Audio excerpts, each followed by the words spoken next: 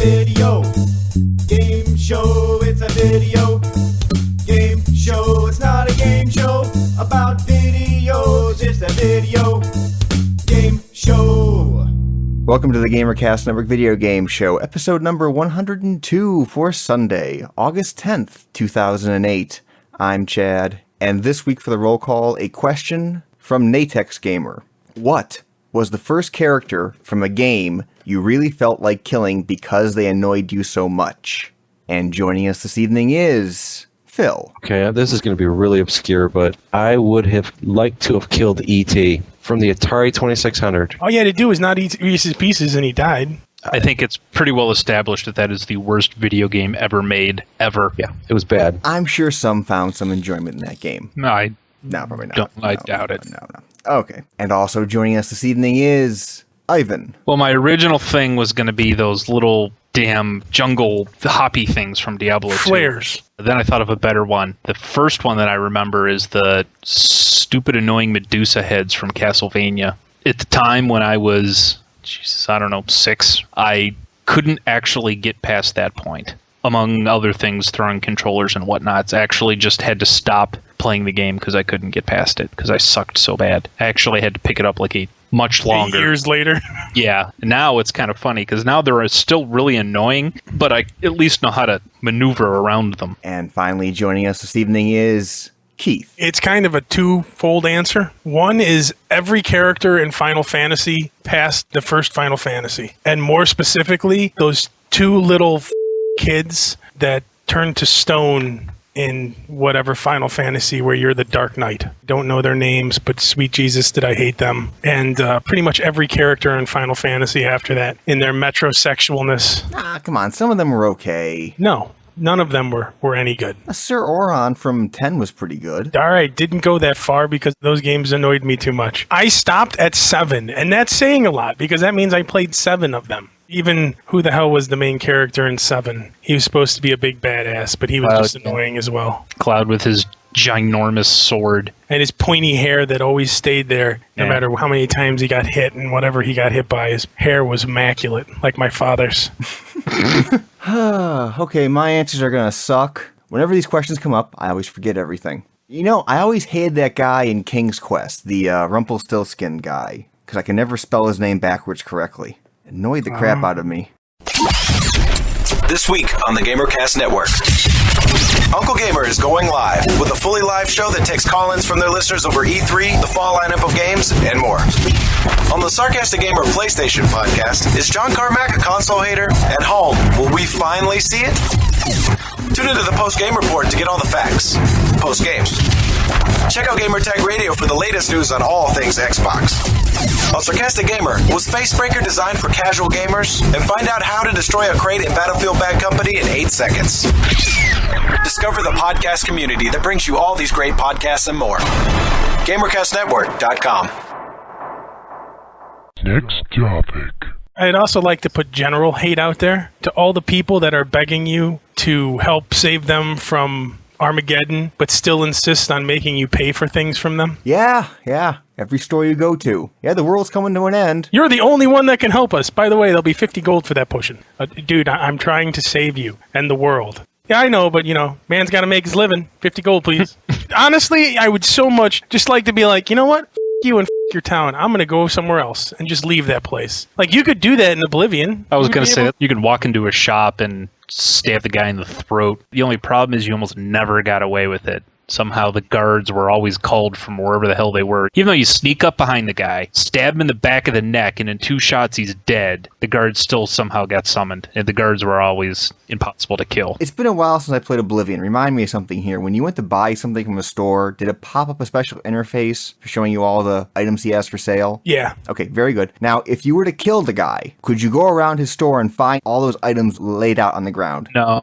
No. See? Where are they then? Yeah, I mean, you can do that. There are items that you can steal if you got the thief stuff, but yeah, they're not the same items. Yeah, if in his list he has like the epic blade of destroy everything with one hit, yet when you look around the store, it's not there. He keeps those things in the back room. Remember the department store Best, where you would find something you wanted and you'd have to order it, and then they would bring it down on a conveyor belt? That's kind of how it works. Oblivion took their store management skills from Best, who are out of business, by the way. For many, like 20 years now.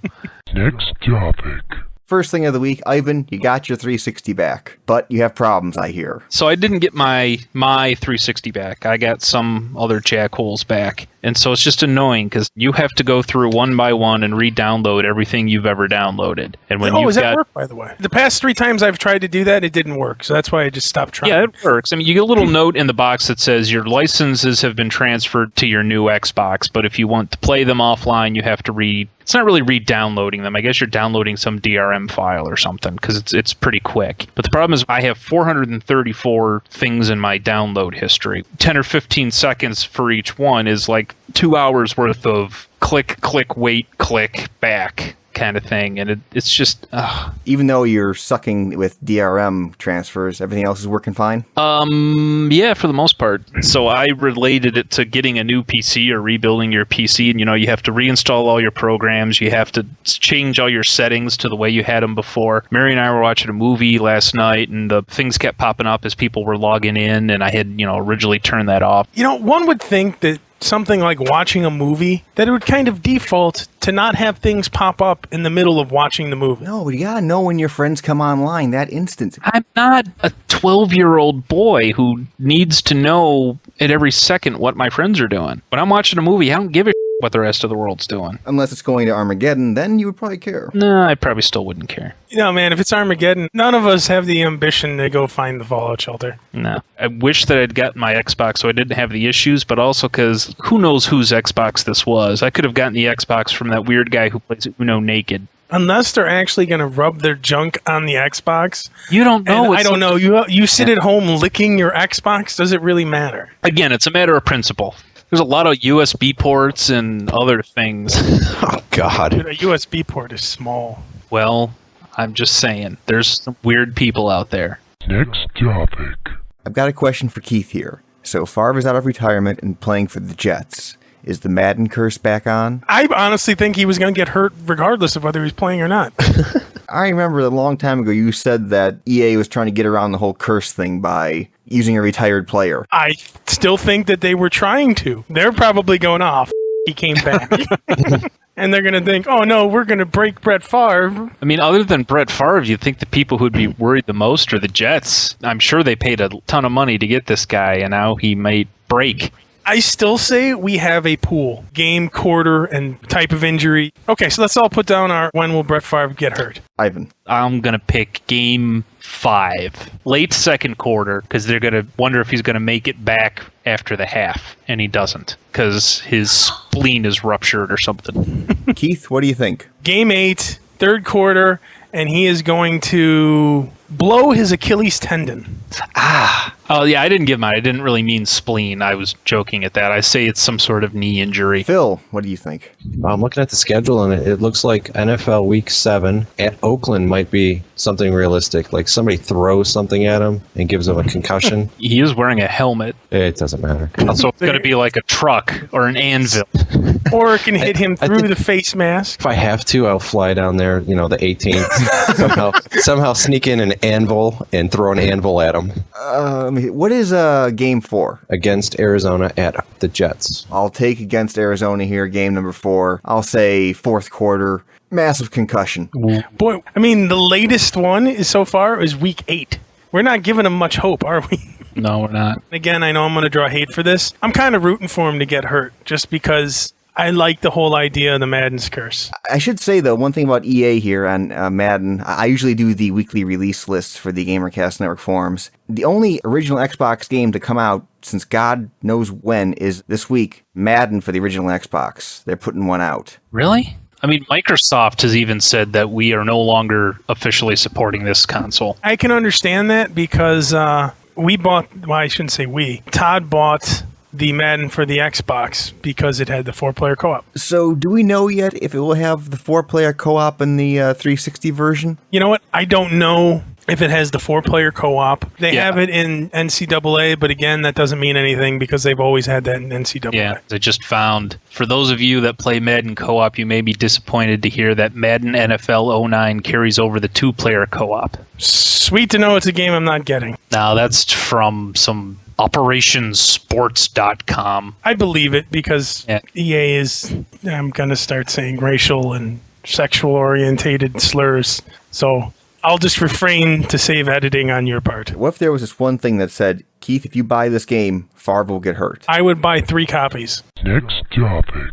Braid, Xbox Live Arcade game. It's a very good game. That's what I heard. Yeah, Ivan here has probably played a little more than I have. Yeah, I'm on World 5, I guess. I guess there's like 6 worlds. For the starters, what is it? The best way to describe in general is like it's a grown-up Super Mario Brothers. It's got little guys that you have to jump on their heads to kill them. It's got sewer pipe things with plants that come out and chomp at you. And the whole point of the game is that you're trying to go through these different castles to save the princess. Are you So, kidding? I mean, no, I don't want to say they stole, because I'm sure it was done on purpose and kind of a, I don't know that it's satire because it's not really satirical, but the premise kind of the game is taken from Super Mario Brothers. And it's a 2D platformer with ladders and platforms and Also, it's more of a puzzler platformer. yeah, so it's not just get to the end collecting coins. It's puzzle in that in order to get through, you have to kind of complete some puzzle kind of things. And literally, each map has a set number of puzzle pieces that you need to collect to create a picture. And once you complete the picture, that's how you complete the world.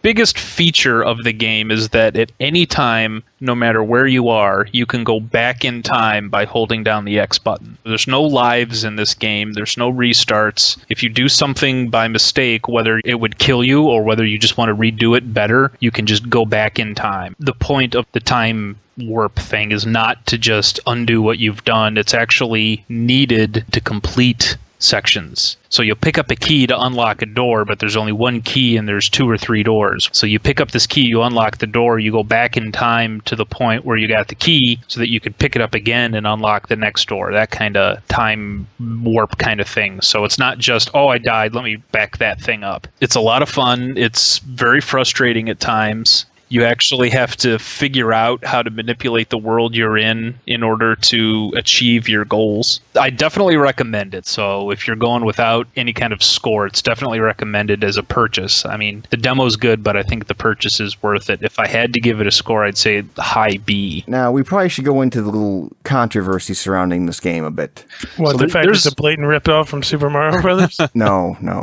Oh, there's another controversy. Yes, the fact is, the game is 1,200 points, which is $15. And some people feel that's a bit high since the game is not very long. All right. I understand that because it's an arcade game, they pretty much have $5 or $10 as the sweet spots. But is the game worth $15? I was reading Penny Arcade, and that's exactly what they said. They said either the game is worth $15 or it isn't. It's not a matter of every other game is $5 or $10. Why is this one $15? So just like Keith said, that's the point. Is it worth $15 or isn't it? And if it isn't, then you should be upset that it's a game not worth $15. Argument everyone's making isn't that it's not worth $15. It's that it's a great game, but it's $15. So Yeah, you know what I mean? It's kind of, is it worth it or not? And I think it is. I disagree with the fact that many people say, well, once you open those floodgates, every game is going to be, I don't know, every game is not going to be $15. No, because that's the point. If you make a $15 game that's not worth $15, it won't sell. And then they're going to go back to, well, maybe we should make it $10. You know, Exactly. There's a lot of game here. And yeah, it's kind of short overall. You know what? You would drop more than $15 if you went to the bar for an hour, for those of us that are old enough to drink. You go to the bar, you hang out with your buddies for an hour, you're going to probably drop about $20. And for the most part, you're doing that knowing you're dropping $20 and you think it's money well worth it. If this game you go drop $15 and you get whatever your personal view of $15 worth of enjoyment is out of it, I see no reason to complain. It's not like this is even blindsiding you. You can download and play the demo, and if you don't think it's worth $15, don't buy it. No one's holding a gun to your head and saying you must buy this game. I could do that for someone if they want me to. I'll go hold a gun to someone's head and make them buy the game. Excellent. I know this guy that needs to be taken out. Just send me some money and a gun, and I'll go do it for you. And tell me how to use the gun, too. I'm not very gun-wise. Assassin ended up shooting self in foot. Next topic.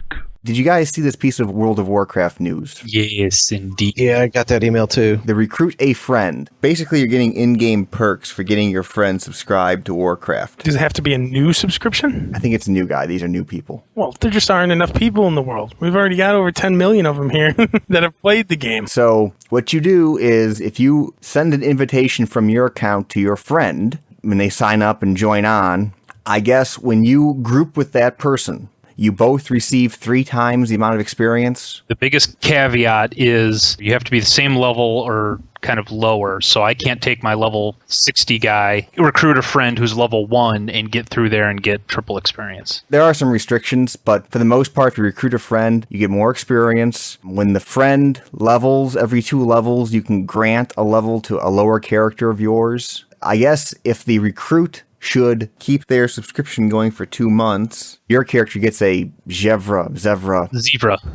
mount. Because they look like zebras, only they're not called zebras, they're zebras. They didn't say much about the mount, whether it was regular or epic quality. I don't know if I'm it assuming matters. it's regular quality. The other thing is, as you're grouped with that friend, either one of you can summon either other person at any time, at any place, with a 1-hour cooldown. If I'm off playing in Undercity somewhere, and my friend logs on and he's over in the Barrens, you can summon one another so that you can actually play together again. And how long do all these perks last? There's a 90-day time limit on all this. Or level 60, whichever comes first. You can probably do 60 in 90 days, right? Oh yeah, especially at the triple experience rate too. Oh, triple experience is huge, especially when you're questing. That's where you get all the experience. So if you get 5,000 experience points for a quest, you're getting 15,000. I'm wondering why Blizzard's doing this now, because obviously they have, almost 11 million people playing this game? January was when everybody was reporting they hit 10 million, so by now they have to have passed that. They've peaked. Their growth has obviously slowed down, and they've probably have peaked. 11 million is ridiculous for any game, let alone MMO where there's a monthly fee. So they're trying everything they can do to get even more people on, and obviously they want to get more people on when their expansion comes out. In all honesty, though, if you were going to play the game, you probably already played the game. I can't see too many people walking into a game store and going, wow, what's this World of Warcraft? This looks interesting. Blizzard knows most people have heard of the game, and they assume that if you've wanted to play it, you've played it. What other way is there to get people to play other than an incentive? We know you've heard of it. How come you're not playing it? Well, what if we give you this stuff? Would that make you want to play it? It's just like crack, because once they get you in and you're playing, they know they're keeping you for at least a while. So all they got to do is get you to sign up and try it. So Just got to inhale once, and then you're theirs. Next topic. We actually had a very weird voicemail message.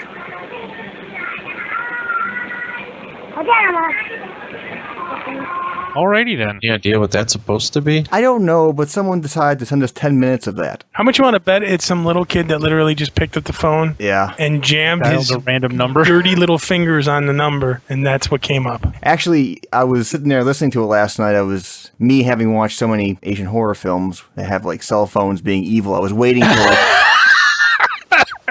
I'm sorry. That had cell phones being evil. So many I like Asian the fact films that you kept listening. I was waiting for like the evil horror thing to come over and take me over and make me go crazy, but it never came. I like how I just love the fact that you were like, all right, well, maybe it's some evil thing that's going to make me go insane. I'll just keep listening. Hey, my life is pretty boring. Oh, wait, when did you listen to it? Last night. Oh, see, maybe it's like The Ring. Maybe in 7 days your face is going to melt off or something. I hope that doesn't happen to us now that we listen to that brief little clip. Well, if I go down in 6 days, you guys know you have 1 day. Yeah. If Chad dies on Friday, we're having one hell of a party on Friday night. I'm telling you right now. Oh, you know what? Hell, I'll do this too. I'll put that actually in the show and, you know, people out there can hear that insanity, and then I'm taking our listeners with us. Next topic. Let's do the one now that actually is something other than evil death. Hey guys, we're doing it again. What do you guys think of Soul Calibur 4? I'm a little peeved it didn't come out for Wii. Yes, I have everything from the 2600 on except for PSP, 360, and PS3. So keep doing the podcast, and it's a joy listening to you guys. I find it interesting that somebody who sounds like he's maybe 15 has everything back to a 2600, 20 years before his time. Maybe Dad. Yeah, maybe the parents kept it. Maybe. That's cool. But Soul Calibur 4. I actually have played a little Soul Calibur 4. I played the PlayStation 3 version with Darth Vader, and it's Soul Calibur. Not to say it's bad, it's just Soul Calibur. You know, they improved it a bit. It still plays like Soul Calibur. There are some refinements here and there. You can make your characters. I did not play the online multiplayer, but everything else, it's a great game. If you like fighting games. If you like fighting games, am I going to run out and buy it for $60? No. I rented it for a couple days, and I had my fun, and then I said, okay, when it comes down to 30 or 40, I'll get it. Yeah, that's going up there with my Dragon Ball Z. As in, this is probably a sweet game, but I see no point in spending $60 on it. If you've liked Soul Calibur 1, 2, or 3, what's the incentive of getting 4 other than it's a new game? What's the incentive of Madden 09 versus 08 versus 01 versus 99? They did add some new features. They expanded the creative character stuff. They refined the game, so it's better. Again, if you like Soul Calibur, the series, if you like those fighting games, you think it's worth $60, go right ahead. So it's pretty much the same we do have for sports games. If you're super into the sports games, you'll be super into this. The main difference, in my opinion, between the sports games and otherwise is, again, if we take Madden's for example, like 08 will no longer be supported online tomorrow. If you want to play online and do that kind of stuff, you have to have the most current version. This is the first Soul Calibur to have online multiplayer. So we'll have to wait till 5 comes out before we know what's going to happen with that. I can't see them doing that because they're not EA. If you're not EA, you generally get it better. Better online experience. Next topic. Do you guys want to hear a guy who's a WoW addict and blames us? Blames us? Yes. You can't blame me for anything. Okay, here we go. From Michael. Hey guys, after hearing you guys talk about it, it sucked me back in. The only game that I could say that I have been addicted to. That's right, I started playing WoW again. Share a dream pie to you guys for potentially wasting the rest of my summer indoors. Just kidding, you guys rock. Your BMI was probably too low anyway. We're doing you a favor. Well, if you're going to stay indoors to play a video game, it's certainly a good one to suck up many hours of your time. And now you can invite a friend and suck up their time as well. Next topic. Here's a guy following up to our thing about 14-year-olds. Jeez. Let me guess, he's 14 and he takes offense. Well, hang on. No, here we go. This is from Carl. In response to the 14-year-old mailbag in episode 100, I would also like to say what he implies couldn't be more wrong. I am also a 14-year-old boy. I agree there are far, far too many ignorant, annoying, pointless, abusive 11 to 14-year-olds on Xbox Live. Yeah, sure, there are a few like me and maybe some who aren't like that, but I fear we are the minority. I find what you say about the matter is usually humorous and mostly true. Kudos to you, Video Game Show and Chad. What? Why am I separated from Video Game Show there? You're better than us. Okay. But still, he's agreeing with us, I think. Yeah, he is. By the way, the Zebra mount is an epic one because it says you must reach level 60 before using it. Sorry. That's actually kind of cool. So thank you, Carl, for the message there that was intertwined with World of Warcraft talk. Sorry. Next topic. This is from William. In a couple episodes, you have talked about World of Warcraft and how there is no game that could possibly topple it. Well, I was listening to you guys and I had a thought, what if they made an MMO of Oblivion, but on the 360? God knows there are enough console gamers to warrant it. Penny for your thoughts, guys. Many ham sandwiches. You can run with this first, Ivan. What he's trying to say is it won't work. Yeah, it's a good idea. It might work, like physically, actually work and get some people to play it, but it won't work in that it still isn't going to take over the number of people playing World of Warcraft. And not for obvious reasons, like World of Warcraft's already established, been out for 4 years, have 2 expansions, one on the way. I mean, Oblivion was a great game, and it was a good single-player game. It is a great game. I use it in the past tense because I feel that I have done everything that I can do in the game. I don't know. I don't think that it would work. I guess I don't have any specific reasons why. While Oblivion is an awesome game, I don't think it's quite the powerhouse to pull people away from being a fellow fantasy genre kind of a game. I don't really see it having that kind of power to pull people away from Warcraft. Let's try this one real quick. There was an announcement a couple weeks ago, no real details, but the always hinted at Star Wars Knights of the Old Republic MMO was finally quasi-announced. It is coming out. And I imagine that one will probably show up on the Xbox 360 just because the The first two Knights of the Old Republic show up on the 360. And that's kind of the same thing, whereas I think that KOTOR was an awesome game, as was the Baldur Gate series. All those genres of games are a lot of fun, but they were very, very individual, story-driven. And it's going to lose something when it goes to the massive aspect. Yes, because then you'll be special just like everybody else. Whereas in the single-player game, you are the one. You're just the bee's knees. And in an MMO, you and everybody else will be the savior of the world. Yeah, that's why Star Wars Galaxies kind of didn't have that problem, because you didn't have hundreds, thousands, however many Jedis running around. You had the basic shooty guys, too. Yeah, but they caved and gave it to everybody, so... Yeah, now everyone can be a Jedi. They reactivated everybody's account for like a month, and I did look at it, and it was just Jedis. Not that there were a lot of them, because there just wasn't a lot of people playing, but every single person was a Jedi. Their poor implementation of that game led to its downfall, because otherwise, if they would have made that game the quality of Warcraft would not have 11 million people playing it. They would have, I'll give them credit and say 5 or 6, with the other 5 or 6 still playing Star Wars. Next topic. I probably have enough out of all that to build a show. Oh, no. I want you to read the iTunes thing, mister. Okay, so again, mentioning the iTunes reviews that our listeners leave for us, ham sandwich over here to OmniGino. This podcast covers the whole range of games and doesn't seem to discriminate against certain platforms. I own an iPod Touch and was pleasantly surprised to hear the iPhone games covered in one of the episodes. Even if they don't talk about them ever again, I respect their coverage and will continue to listen. Great job. Mm-hmm. By the way, there's a game out now that's a free game that is stirring some stirrable things. Is it called the Stir Master? It's called Cauldron Master 2. You gotta make James Bond martini. There's a music rhythm game called Tap Tap, which is kind of Guitar Hero-like, whereas things scroll down the screen, you tap them and beat to the music. But it's one of those kind of sleeper hits. It's a free game. It's actually very well done. Now, Ivan, I have a question for you. I know you browse the iTunes App Store. Mm-hmm. Did you happen to buy the application when it was up called I Am Rich? No, but I did read about that. Yes, this is a app that costed the maximum price that you can charge for an app, which is $1,000. It glows red. That's all it does. It's a red circle in the middle of the screen that kind of glows. And you literally pay $1,000 for it. Well, you don't anymore because Apple took it off the App Store, but I guess several people actually purchased it. Several people purchased it, but some of them thought it was a joke. You're a dumbass for doing that, first of all. It says $1,000. If somebody said, oh, it's got to be a joke, I'm going to click on it.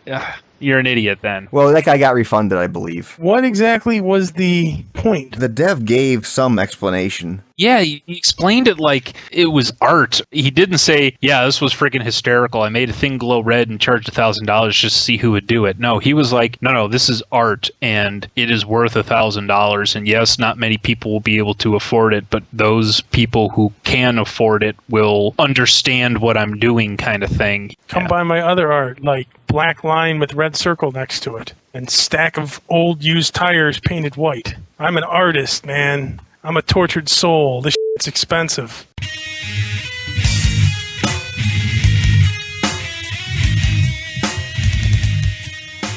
And that was Video Game Show episode number 102 for Sunday, August 10th, 2008.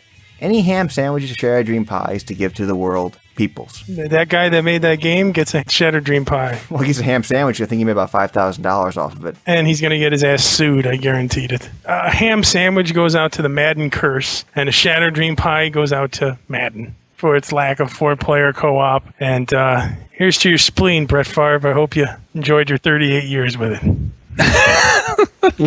Hope you weren't too attached to your spleen. I can give a shattered dream pie. I go to a gym every morning. And it's a very small gym. It's part of a racquetball club, and I just use their gym facility because they have the equipment I use. And so this morning when I went there was nobody there, just me and one other guy, and the guy had just come off of playing racquetball. And I guess he decided that it was okay for him to take off his shirt and work out in the gym without his shirt. Sweaty all over the stuff? Oh, that's caca. That's caca. That's so poor workout etiquette.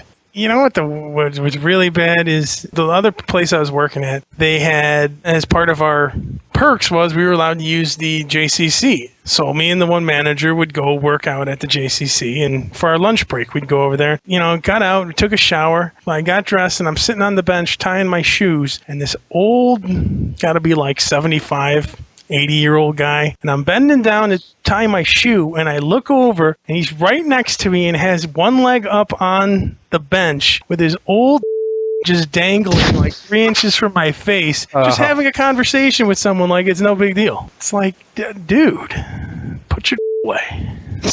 No need.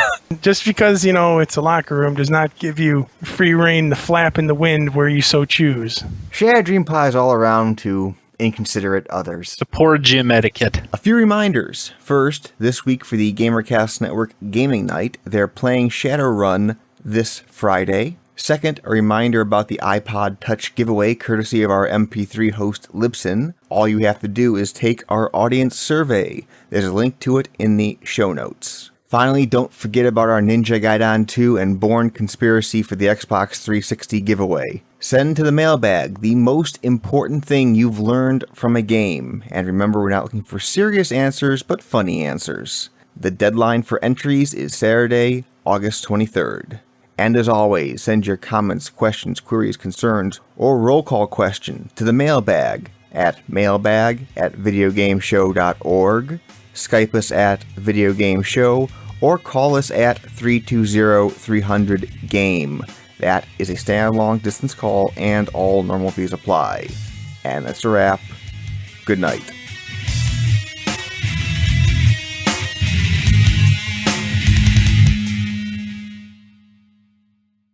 Can we give me like another 5 minutes here while I finish eating real quick? Go ahead. Good, I need 5 minutes. All right. I'm done shoving food in my Velocimouth. Velocimouth. That's a good one. Okay, so let me start this here. It is the 10th. I'm paying attention this week. It's 2008 as well. Would you want me to say 2009? I mean, You've given the wrong year before. I'm just saying. I live in the past. Okay. 1842. It was a fine year.